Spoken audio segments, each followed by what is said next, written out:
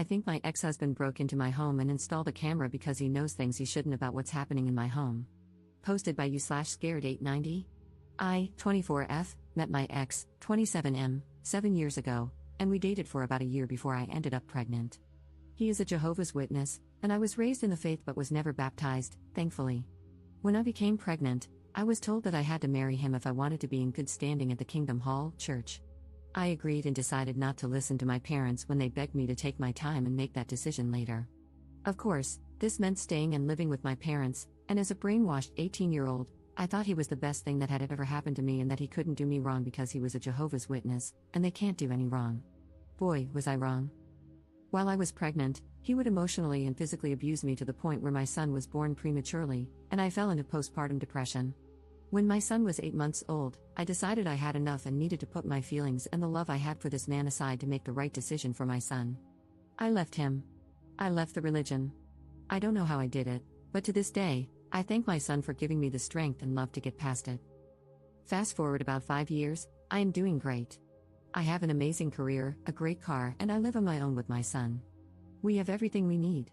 I recently began my first relationship, and he's amazing. My ex and I actually have a pretty cordial co-parenting relationship. He seems to have matured a lot and is now in a relationship. I get along great with his girlfriend, and my son likes her. He recently decided to move 2 doors down from my place. I didn't really mind this, as we don't fight or hate each other. I actually saw it as a good thing since he would be closer to our son and could be more involved in school. Last week, I walked into my apartment and discovered that someone had broken in. However, they didn't take anything at all. A few things were moved around. It seemed like they were looking for something and gave up. The first person that popped into my head was my son's father. I have been living here for years and never had any issues. I actually live in front of the police station, so unless someone entered through the back, they would have been seen. I filed a police report and left it at that. Now, this is where it gets weird, and my suspicions seem to be proving themselves right.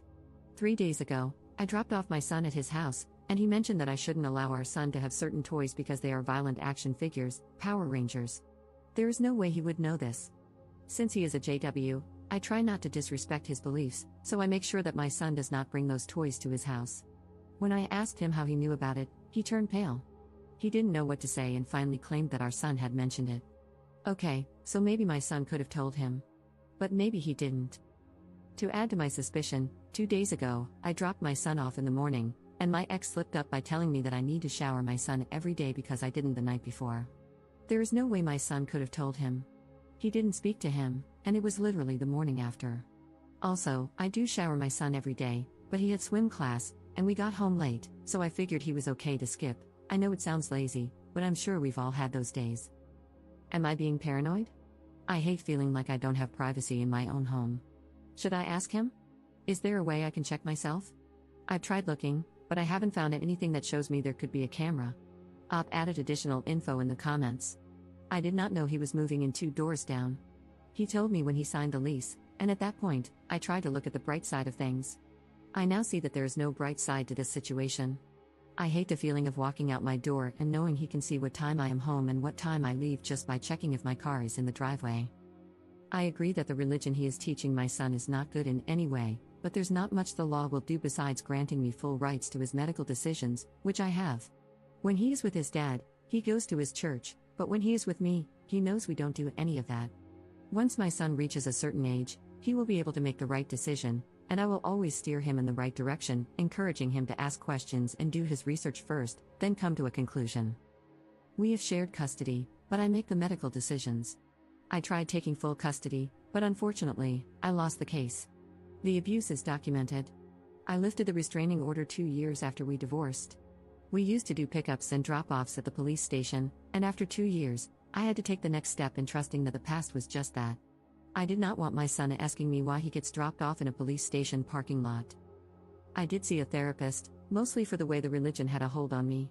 I was also suffering from postpartum depression, so a whole lot of things were discussed. I don't think I was ever able to fully recover. It was so bad that my mind physiologically blocked my memories of those years, which is something my therapist warned me about. Although it's good that I don't recall certain things, it also makes me vulnerable, just like it did in this situation. Certain things definitely trigger it, like specific songs or going back to that town. I should also mention that my son's father was diagnosed with bipolar disorder. I would not be shocked if there is a camera in my apartment. I am gathering all the advice from this thread and will have to tactfully make a plan to search for it without making it obvious. Commenter. I'm a former JW2. Do you think it's possible that he's trying to figure out if you're sleeping with your boyfriend, so that your ex would then be biblically free to remarry? Ops response. We are already divorced. The elders told him not to sign it because that would mean he can't remarry. I took it to court, and after showing all my police reports and pictures of abuse, they granted the divorce. I do see your point. On his end, he is not free to remarry. This could be why he is doing this. However, he is out of luck because I do not have my boyfriend stay over. I always go to his place when my child is with his father, especially now that he lives so close. It's weird. Update 1 month later. I have been lurking in the sub for the past week, and I am so happy I found this. I really wish I had known about this years ago when I left the congregation. It would have made the pain less and the loneliness not as bad. When I left the organization, I had no friends and no encouragement, and I almost convinced myself multiple times to go back, but I was able to get through it. I wanted to share my story with you, but first, I'll give a little background on my past. I pretty much grew up as a witness and never got baptized. I met my son's father when I was about 18, and I ended up pregnant a couple of months after that. The elders pretty much forced marriage on me. As soon as we moved in together, he was abusive. It was horrible. He would physically abuse me, knowing I was pregnant with his son. It got so bad that I would literally urinate on myself because of how scared I was of him. The last time he laid his hands on me was when I was 6.5 months pregnant. I remember he barged into the bathroom since he knew I was calling the cops, and when he opened the door, he hit my belly, and I went straight into the tub. They had to perform an emergency C-section. While I was under anesthesia, he even signed a paper stating that I would refuse a blood transfusion, and since he was my husband, it was his decision to make. Thankfully, I had great doctors, and my son and I were healthy and made it through. I remember the elders coming to visit me while I was still in the hospital. I remember them telling me that I needed to work harder at putting Jehovah first in our marriage because, without him, our marriage would fail. A few months later, I left him and left the organization.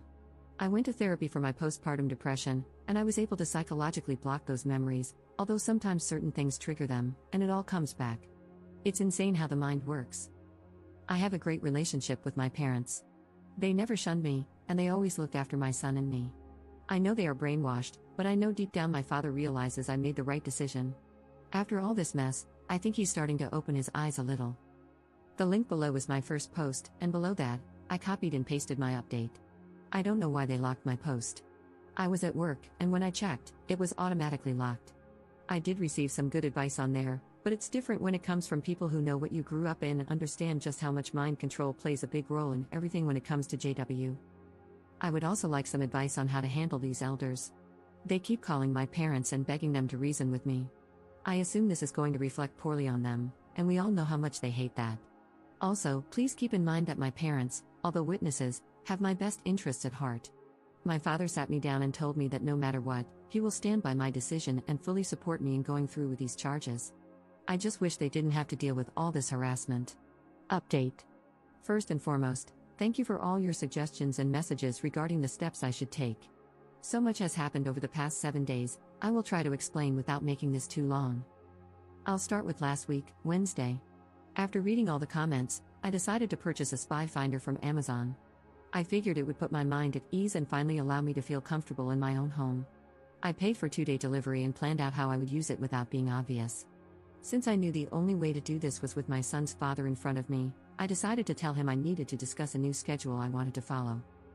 Friday, we decided to meet up for ice cream with our son. I gave my boyfriend a spare key so he could go inside and see if the spy detector worked. Our meeting lasted about 40 minutes until I finally got the okay from my boyfriend, and I wrapped up the conversation. When I got into my car, I called my boyfriend, and he told me I needed to drop my son off at my mom's and head over to my place. I did exactly as he said. When I arrived at my place, I parked, and my boyfriend came inside my car and broke the news to me. He told me that the detector had detected something, but it was not clear. It kept showing red in my son's room around the doorknob, but it also showed red on one side of a wall that didn't have anything hanging near it. At this point, I didn't know what to do or say. Maybe it was just a malfunction, or maybe there was something there. I decided I needed to call the cops. I wasn't sure if it was the right call, but since the signal was showing in my son's room, that was enough for me to make the call, even if I sounded silly to the cops. Once the cops showed up, I explained the situation to one of them. He usually works the morning shift surveillance at my son's school, so I see him every morning. He was very understanding and told me he was calling in a tech who had the necessary equipment, as not all cops carry it. At this point, I still didn't tell the cops that I suspected my son's father. I figured I would mention it once it was confirmed. 10 minutes later, my son's dad walked up my driveway and asked if I was okay. I said yes, and that's when the cop approached. I think he saw how uncomfortable I was, and told him that only residents were allowed to be there. He told the cop that he was my son's father, and the cop started asking if he was from the area. As soon as he mentioned that he had recently moved 2 houses down, the cop asked him to leave since he was not a resident. Once he was off the property, the cop started asking me more questions about my son's father, and that's when I went into full detail. After our conversation, he told me there was a high chance that my ex could have placed a camera in my son's room. Once the tech arrived, he scanned the room, and we were told to wait outside. About 30 minutes later, he asked me to come in while my boyfriend stayed behind. He proceeded to tell me that there was indeed a camera in my son's room. They found a tiny camera hidden inside the doorknob. If you're not familiar, my doorknob's locked from the inside, but on the opposite side, there's a small hole where you usually need a flathead screwdriver or a similar key to unlock it. He explained that whoever installed the camera replaced the original doorknobs with 2 identical ones, meaning the door no longer had a lock. I never realized this. It was such a small detail that I had completely overlooked. I never locked my son's room, so it wasn't something I would have noticed. I broke down. I didn't know what to say or think. The tech told me the camera was linked through Bluetooth/Wi-Fi. Unfortunately, the signal was cut off, but he was working on getting some codes to determine where it had been transmitting from. Once they confirmed it, I was given an address, and of course, it traced back to my ex's home. Not the exact address, but rather coordination points. I have no idea what they refer to. They just told me it's a system they use to track signals. I was in complete shock. Part of me thought he would never do this. He would never violate my privacy and our son's privacy like this. I thought we were past this stage. After they broke the news, they told me I could press charges if I wanted to. If I decided to proceed, they would have to process a warrant for his arrest. It was the hardest decision I had to make, but I told them yes. They explained that the best thing for me to do was to stay at a relative's or friend's house until the situation was resolved, as it could be dangerous for me to remain so close to him. I didn't understand why they couldn't take him in then and there, but I agreed and packed a bag. I decided to stay at my parents' house. It was close to my job, and it was a place where my son felt comfortable. I did not hear from my ex at all on Saturday. I know I mentioned in my previous post that my parents and ex are Jehovah's Witnesses, which plays a big part in this whole story. Sunday night, my parents had plans, and I stayed behind with my son. I heard a knock on the door. I looked, and to my surprise, it was 2 elders. I guess you can call them pastors for those not familiar with the term. These were the same men who told me not to call the cops when my ex would get physical. They were also the same men who had watched me grow up since I was 3. I decided to open the door, and they asked to come in. Since my brother was in the other room, I felt a little more at ease speaking with them. As soon as they started taking the Bible out, I told them I did not feel comfortable with that and that if they had anything to say, it should be through a conversation and not through the Bible. They agreed and started explaining the consequences my ex is facing in the Kingdom Hall for what he has done. They also told me that my ex was taken down to the station Sunday morning but that he had confessed everything to them on Saturday. To make it short, they begged me to drop the charges and kept telling me to think about my son, to consider how he would feel knowing his dad is facing these charges. They kept saying over and over that Jehovah does not condemn his behavior and that sometimes the organization can work things out internally. I told them I would not drop the charges.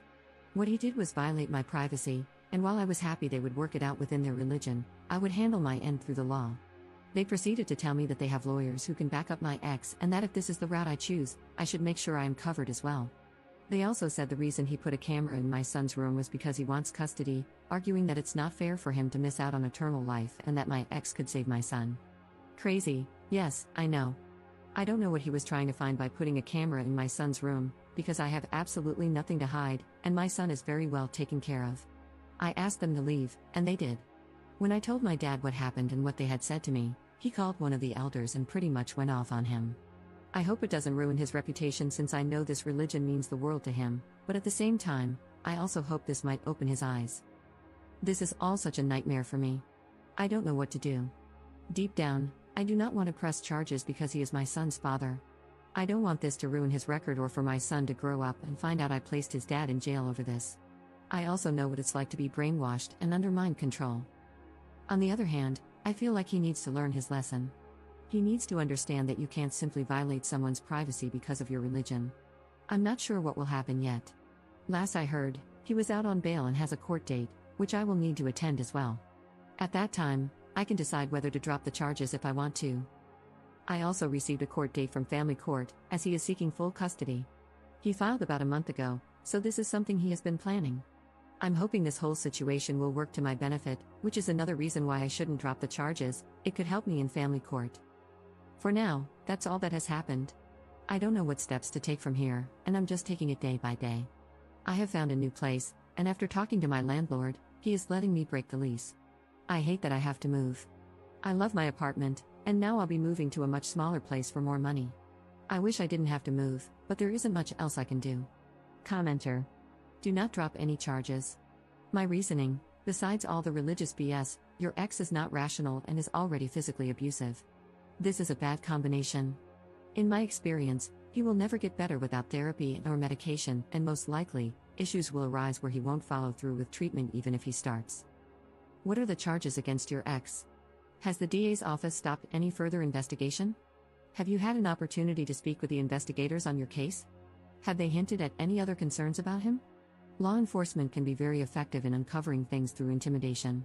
However, they will not want to be jerked around and expend effort if they sense you won't follow through. They may intimidate you a little to test your resolve. Hold fast to your decision.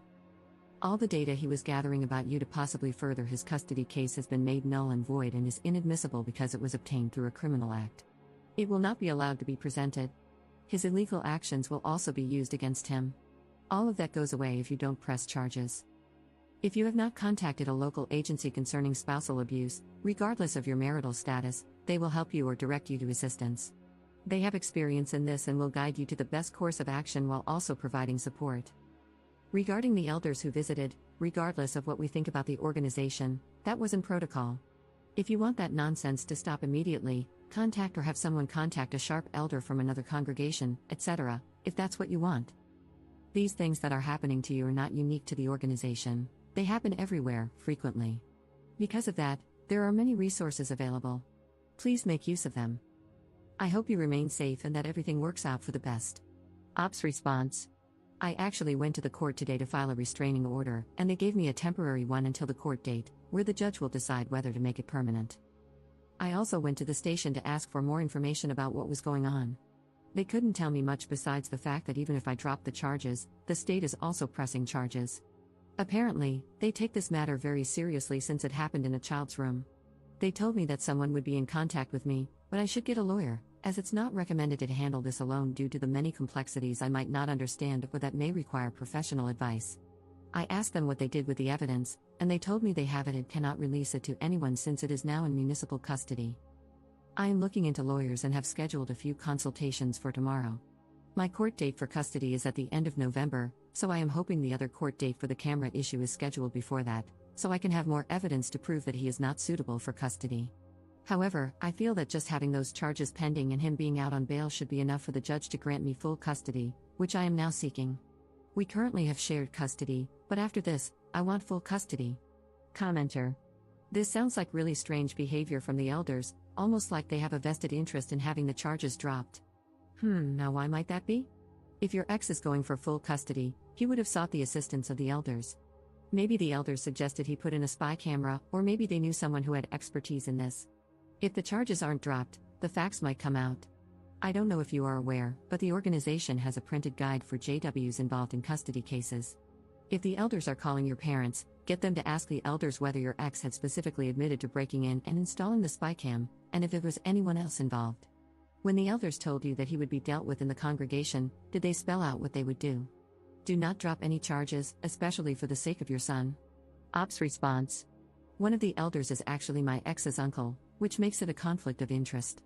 Although he was part of the committee when I was pregnant and they took away the privileges I had as an unbaptized publisher, if that's the term. Sorry, I went to a Spanish hall and do not know some of the English terms. It seems so weird to me just how much they are pushing and harassing my family. It's almost as if something else is happening that they are afraid of. They told me that they are still going through their process, but that this could lead to him being reprimanded. What's the term for when you're not shunned but are pointed out as bad association? Is it censured? Not sure, but he won't get shunned, just a slap on the wrist.